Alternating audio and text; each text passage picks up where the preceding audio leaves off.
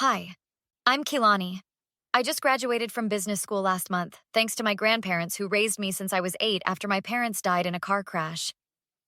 Walter and Margaret Whitaker aren't just my grandparents, they're my whole world.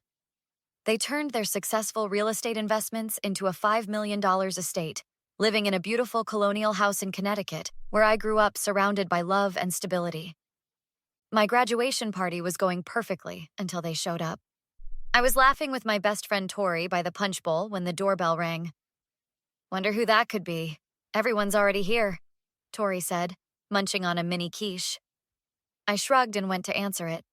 Standing there like they'd been invited were my father's brother, Uncle Raymond, and his wife, Vanessa, who I hadn't seen in nearly 7 years. "Keelani!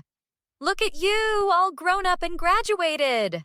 Uncle Raymond boomed, pulling me into an awkward hug that smelled like expensive cologne and whiskey. "We wouldn't miss your big day," Vanessa added with a smile that didn't reach her eyes. She was clutching a small gift bag that looked hastily assembled. I forced a smile. "Thanks for coming. Everyone's out back." I watched them make a beeline for my grandparents.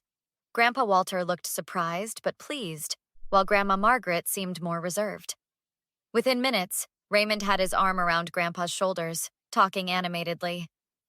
"Who invited the vultures?" Tori whispered when I returned to the punch bowl. "Nobody. They just showed up." Later, I was grabbing more ice from the kitchen when I overheard Raymond and Vanessa talking in the hallway. "Did you see this place? It's worth a fortune, and the old man's clearly slipping. How long do we have to stick around this party?" "Long enough to plant the seed. We need to position ourselves before he gets worse." I froze, my blood running cold. Last month, Grandpa had forgotten where he parked at the grocery store. Last week, he called me by my mother's name twice. Little things that were starting to form a pattern. The next morning, I found Grandpa in his office looking confused. "Something wrong?" I asked, bringing him coffee the way he likes it, black with 1 sugar. "Can't find those property documents for the lake house.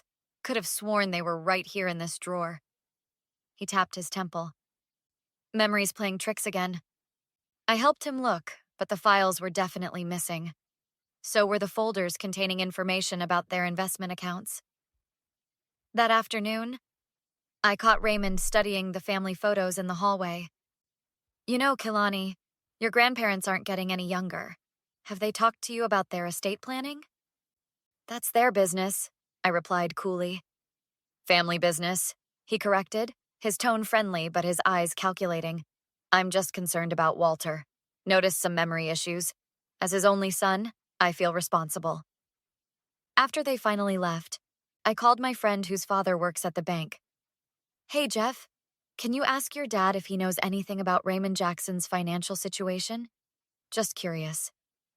2 days later, Jeff texted me. "Dad says your uncle declared bankruptcy twice, most recently 6 months ago. Has massive gambling debts." That was all I needed to hear. I made an appointment with Marcus Daniels, the attorney who'd handled my grandparents' affairs for years. "I think my uncle's after my grandparents' money," I told him in his wood-paneled office, "and I need to protect them before it's too late." Marcus leaned forward, his expression serious. "Tell me everything." Marcus tapped his pen against his legal pad after I finished explaining everything. "We need to move quickly, but carefully. If your grandparents still have their faculties, we can create an irrevocable trust that protects their assets." "What exactly does that mean?" I asked, leaning forward. "Once the assets are in the trust, they can't be touched by outside parties, including your uncle. Your grandparents would still control everything, but with added protection." 2 days later, I brought my grandparents to Marcus's office. He explained everything in simple terms. "This protects our estate from taxes too?" Grandpa Walter asked, his eyes clearer than they'd been in weeks. "Significant tax advantages, yes, and Keelani could help manage things if needed." Grandma Margaret squeezed my hand. "We trust her completely." We signed the paperwork that afternoon. The trust was established with Grandpa and Grandma as primary trustees and me as successor trustee. It was done. The following Sunday, I came home early from brunch with Tori and found Uncle Raymond sitting at Grandpa's desk, a stack of papers between them. Just need your signature here, Walter. It's a simple power of attorney so I can help manage some of these complicated investments. I dropped my purse loudly on the side table. What's going on? Raymond jumped slightly. Just helping your grandfather organize some paperwork? I've been forgetting things lately, Grandpa said apologetically. I stepped closer. We already took care of all that, remember? With Marcus? Raymond's face tightened. Family matters should stay in the family, not with some lawyer who charges by the hour. I think Grandpa needs his rest now, I said firmly, standing my ground until Raymond finally left. That evening, I called a number Marcus had given me. Diane Lopez Investigations. I need to look into someone's background, thoroughly.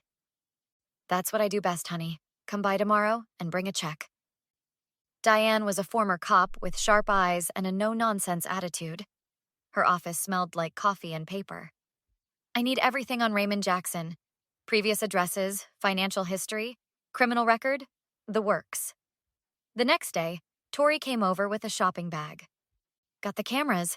They're disguised as phone chargers, picture frames, and this cute little clock. We placed them strategically. One in Grandpa's office, one in the living room, and one at the front entrance. You really think they're up to something that bad? Tori asked as we synced the cameras to my phone. Look what I found. I showed her my laptop screen. Raymond has been sued 3 times for fraud, lost all 3 cases, and Vanessa was named in one of them as a co-conspirator. Holy shit. The next week was a nightmare. Raymond and Vanessa started showing up daily, bringing meals, offering to drive my grandparents to appointments. We've got tickets to that musical you wanted to see, Vanessa told Grandma one afternoon. Kehlani was going to take us next weekend, Grandma replied. Why wait? Let's go tomorrow. Just the 3 of us. You, me, and Raymond. I tried to intervene. I thought we could have dinner together tomorrow night. Raymond put his arm around Grandma's shoulders. You're so busy with your new job search, Kehlani. Let us help out. You've carried the burden long enough. When I tried to call Grandma the next day, she didn't answer. Their evening outing somehow turned into an overnight trip. They're staying at our lake house, Vanessa informed me sweetly when I called her. Poor Walter was tired, so we decided to make a weekend of it. A weekend without me.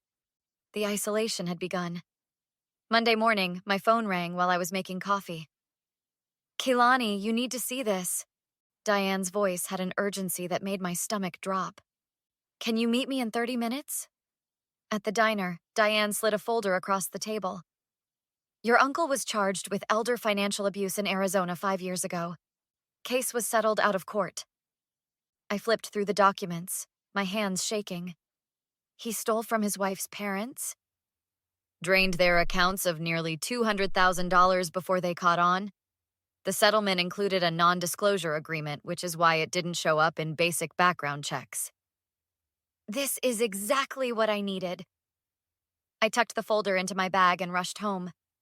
When I arrived, the house was quiet except for voices coming from Grandpa's office. I crept down the hallway and peeked through the cracked door. Raymond was sitting at the desk, holding one of Grandpa's checks against the window, tracing the signature onto another document. I pushed the door open. What are you doing? Raymond jumped, dropping the pen. Kehlani, just organizing some of Walter's papers while he naps. By forging his signature? I held up my phone, showing I was recording. His face hardened. You've got this all wrong. Do I? I know about the Mitchells in Arizona. I know about the 3 fraud lawsuits you lost.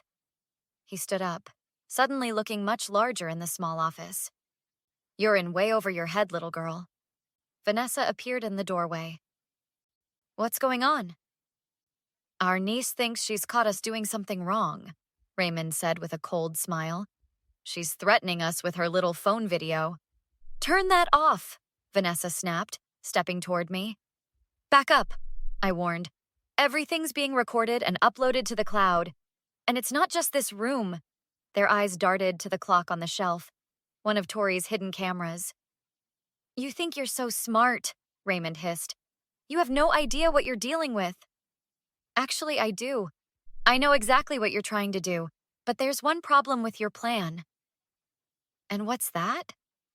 Vanessa folded her arms. The estate is already in an irrevocable trust. Has been for weeks. Grandpa and Grandma are protected. You can't touch anything.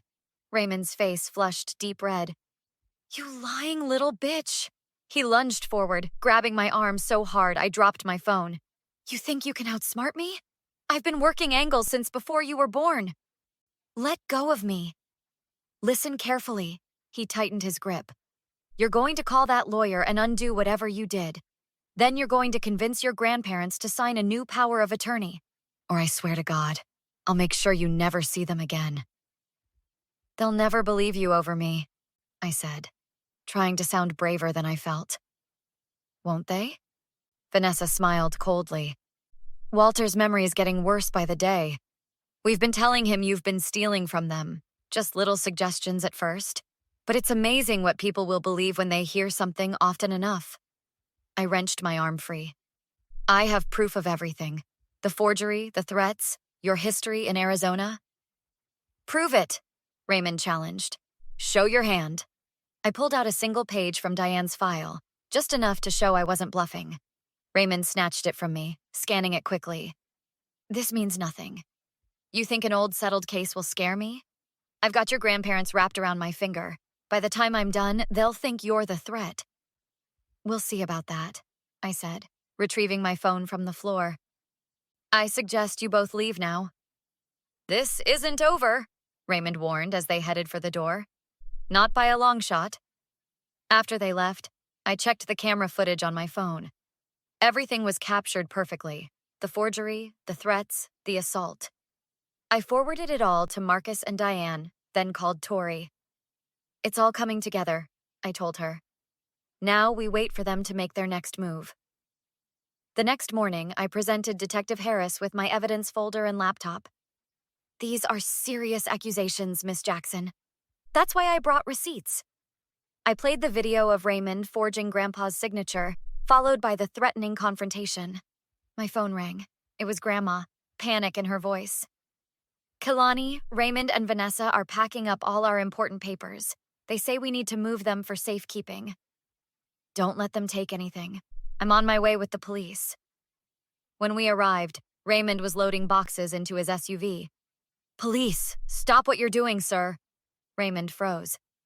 This is a family matter, officer. Not anymore. Harris approached him. We need to talk about some very serious allegations. Vanessa stormed out. What is this? Keelani, what have you done? Stopped you both from stealing from my grandparents. Inside, Detective Harris explained everything while Raymond and Vanessa were questioned separately. He said we needed to sign these papers because you were stealing from us, Grandma admitted tearfully. I never really believed it, but he was so convincing. That's what con men do, Marcus said. They manipulate and isolate. 2 weeks later, we watched as Raymond and Vanessa were formally charged with attempted fraud, forgery, and assault. I'll make you pay for this, Raymond hissed as he passed by. You already are, I replied calmly. The judge denied bail due to Raymond's history. By evening, every branch of our family tree knew what they'd done. Is it true? Raymond tried to steal from Walter and Margaret? 3 months later, they accepted a plea deal. 18 months in prison for Raymond, probation for Vanessa, and full restitution. I never thought my own brother's son would do this, Grandpa said, as we reviewed the trust accounts in his office. People can surprise you, but that's why we protect the ones we love. Which is why we want you to take over managing the trust fully. Your business degree shouldn't go to waste. Are you sure? Absolutely, Grandma nodded. You've proven yourself in every way possible. 1 year later, I'd grown their investments by nearly 8% despite the rocky market. I hired a part-time caregiver for Grandpa as his memory continued to decline, but he still had plenty of good days. You know what I'm proudest of? Grandpa asked me one afternoon. Not the money or the houses, it's you, how you stood up and fought for us. I learned from the best, I said, squeezing his hand. The irony wasn't lost on me. Raymond and Vanessa came after my grandparents' money and ended up losing everything: their freedom, reputation, and future. Meanwhile, I gained something priceless: the absolute certainty that I would always protect what matters most. When Raymond was released from prison, he tried to reach out to apologize. I sent his letter back unopened. Some betrayals can never be forgiven, and some victories need to be absolute. So what would you have done if you were in Kalani's shoes? Would you have refused Raymond's apology letter like she did? Or would you have given him a second chance? Is complete revenge better than forgiveness when someone tries to harm your loved ones? Share your thoughts in the comments below. This kind of family betrayal happens more often than people realize, and I'd love to hear your perspective. If you enjoyed this revenge story, don't forget to hit that like button and subscribe for more stories like this one. Your support helps this channel grow, and I always appreciate hearing what you think.